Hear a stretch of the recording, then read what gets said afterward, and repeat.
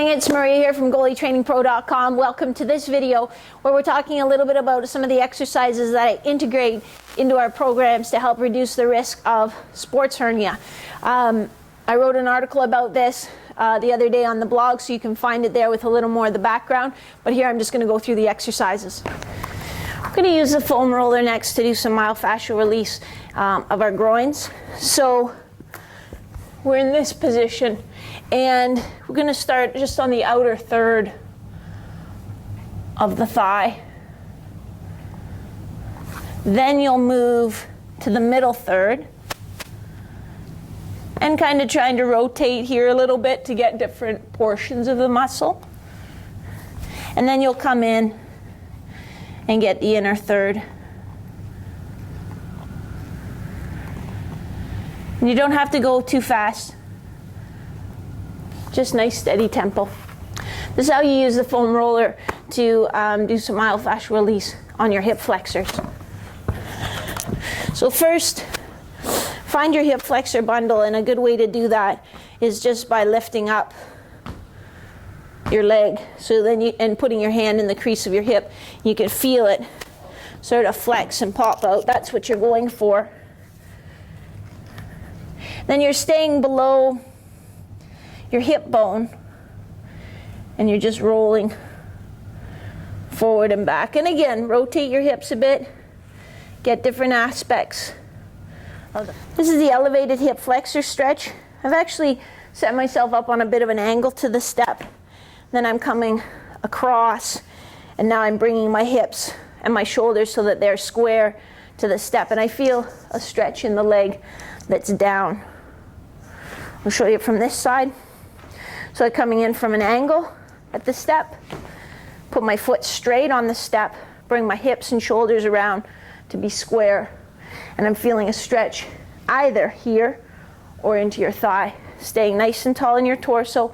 If you want more stretch, squeeze your glutes together as opposed to leaning back and extending your back. This is supine hip internal rotation with your feet slightly wider than hip width, keeping your feet flat on the floor. You'll pinch your knees in together. When that's easy, you'll move them a little further out. Pinch them in again. You can change the angle of your knees, so straighten your legs out a little bit more or bend them in a little bit more, just to get a slightly different stretch on the muscles. You should not feel any pinching sensation inside your hip when you do that. It should just feel like a gentle stretch. You're not trying to force that movement. Again, you're just going to the point of a gentle stretch. When you do the supine hip flexion and hold, this is an exercise where we're trying to improve the function of the muscles across your hip. We're actually trying to reduce your risk of groin strain or sports hernia. So what we're going to do is keep this leg straight, and I'm actually kind of actively pushing that knee into the floor. And then this leg, I'm going to pull straight up toward my chest, and I'm actively pulling it up with about 40% of my maximum effort. And I want to make sure that my heel is in line with my knee. I don't want my foot flared out or flared in, because then I'm using different muscles. So I'm just pulling straight up, and I'm going to hold, and then I'll switch to the other side. Again, I'm pushing this knee into the floor. I'm activating my glutes on that side, and I'm activating my hip flexor on this side with about 40% of my maximum effort. I don't want my back rounding or rolling or anything else. You can use a ball, a light ball, so it could be a very light medicine ball, or I like to use a foam roller when I do this one. But it's just a squeeze, so I'm squeezing that foam roll with my knees. I'm putting my fingers on my abdominals, or I could put one hand underneath my low back, because what I don't want is I don't want to round my low back, and I don't want to push my belly out as I lift up. So I'm going to brace with my abdominals, keep them in. I don't want to stick my belly out. Squeezing that roll as I flex at my hips.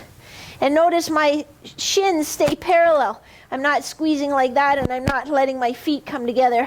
I'm keeping them parallel. strong in the torso. So I'm using my groin muscles, my adductor group, but also working them consistently as I go through different ranges of motion with my hip. Okay, so I hope that gives you a few strategies, a few exercises that you can integrate with your current training program to help reduce your risk of sports hernia. Again, this is Maria from GoalieTrainingPro.com, where my goal is to help 10,000 goalies win more games with fewer injuries, even if you don't have the genetic gifts or the natural ability of your competitors.